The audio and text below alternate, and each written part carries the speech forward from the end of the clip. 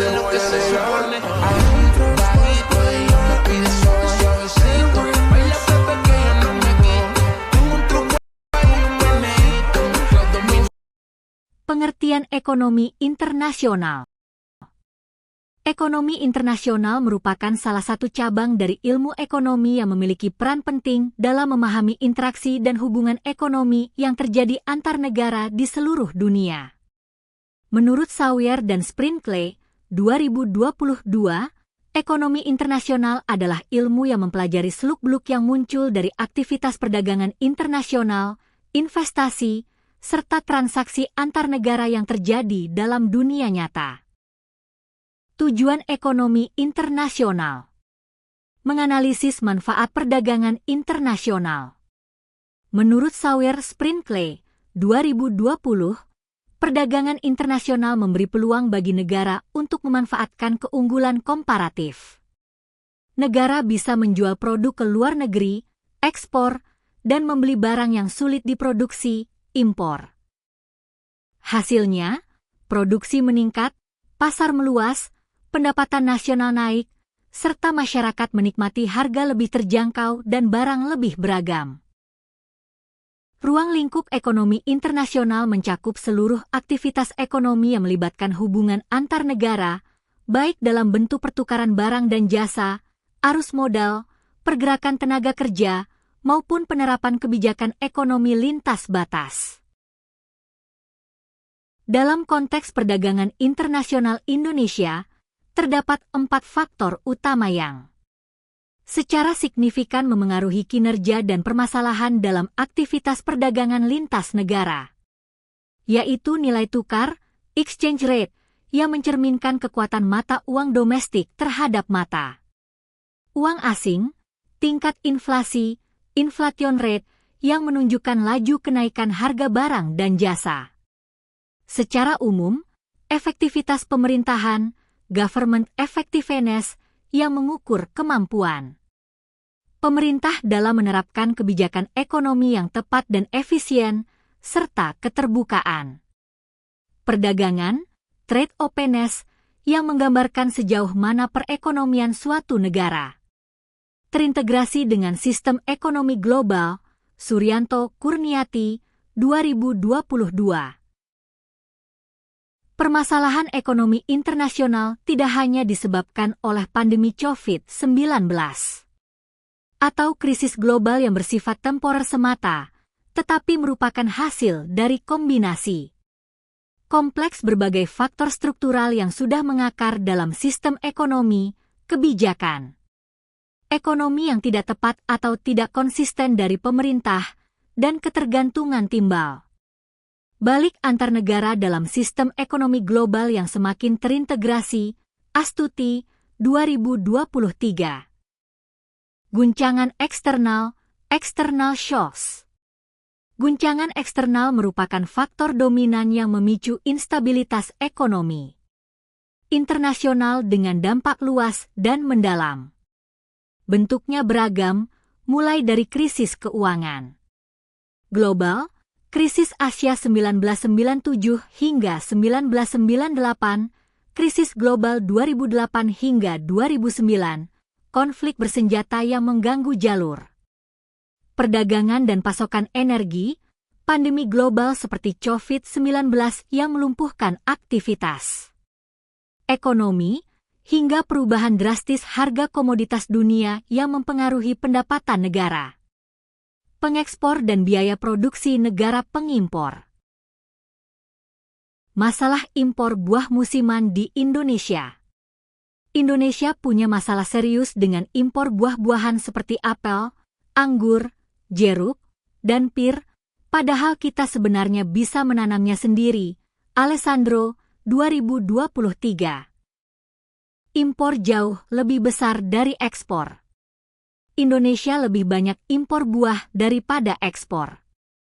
Impor buah dari Cina, Amerika, Australia, dan Eropa terus meningkat.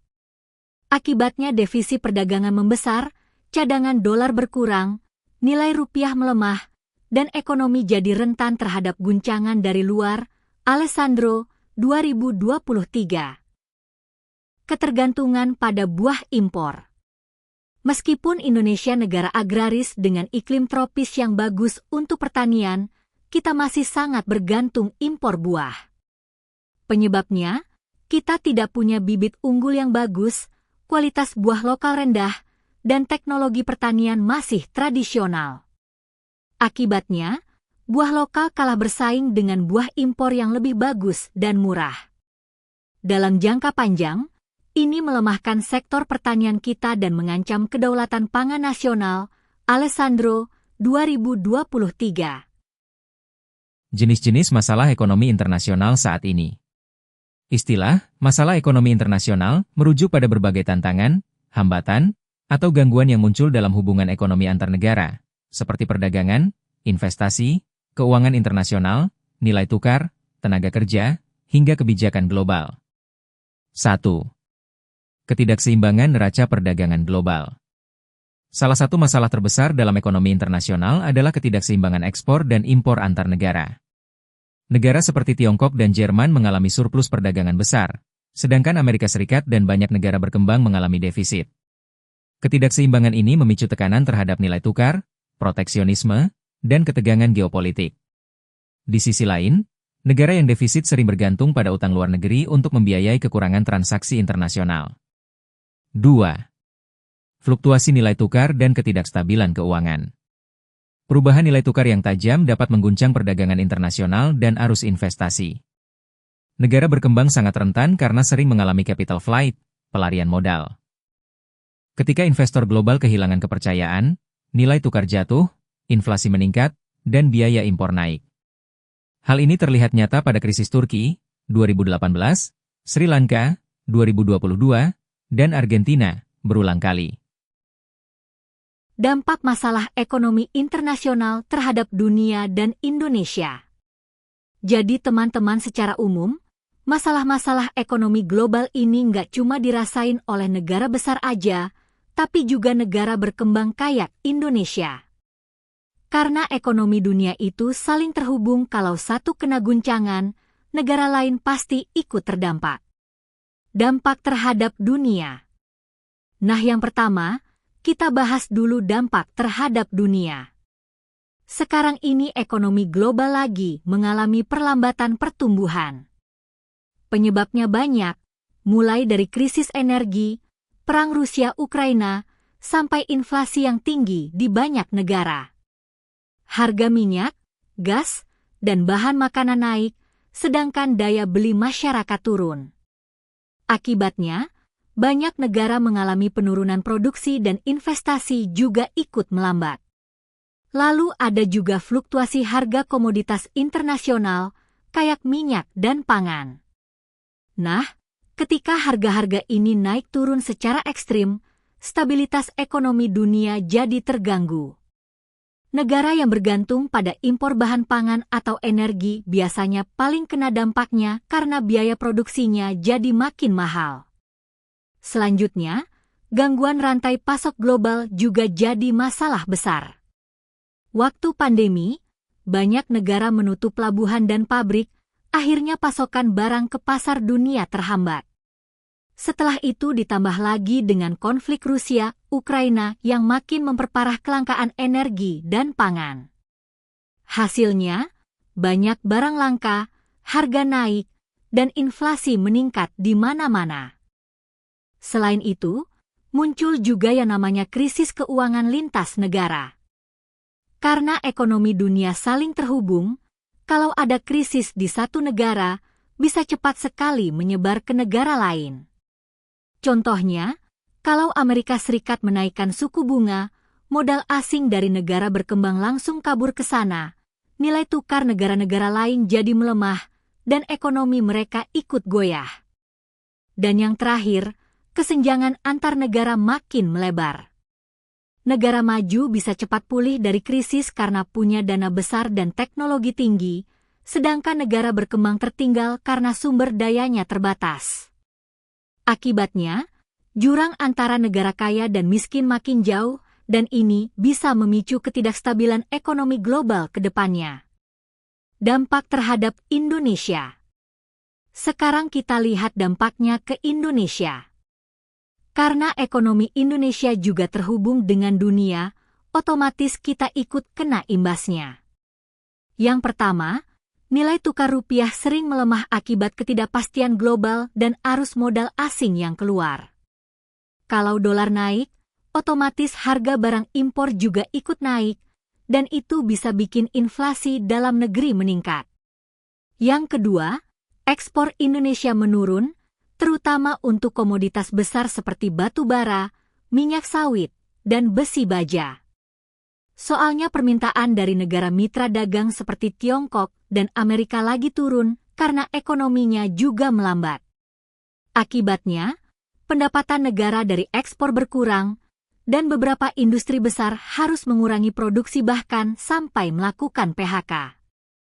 Yang ketiga, harga barang impor meningkat, terutama untuk bahan baku dan energi. Nah, ini bikin biaya produksi naik, harga barang-barang di pasar juga ikut naik, dan daya beli masyarakat menurun. Selain itu, kondisi ini juga bikin neraca perdagangan dan cadangan devisa nasional tertekan. Karena ekspor menurun tapi impor tetap tinggi, devisa negara berkurang, sementara kebutuhan dolar untuk impor terus meningkat. Upaya dan kerjasama internasional dalam mengatasi masalah ekonomi global.